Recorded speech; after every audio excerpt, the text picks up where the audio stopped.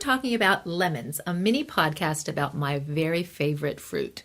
And we're going to be talking about some recipes that come from this quirky but very cool little book called Lemons Are a Girl's Best Friend by Janet Hayward. Now, this is about 130 pages, but every couple pages is dedicated to a different ingredient, a healthy ingredient.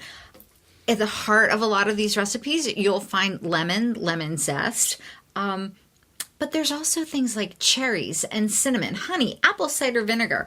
And they're not just recipes to cook like for food, but they include things like lip balms and hair treatments. So this is a fun book. This is a really fun book. I love it. She has a wonderful recipe in there for fennel, orange, and mint salad. And it has so many medicinal benefits to it for your skin, your hair, your nails. It boosts your immune system. Mineral-rich salads are such a great thing. And the salad dressing in and of itself has that wonderful lemon component to you in it.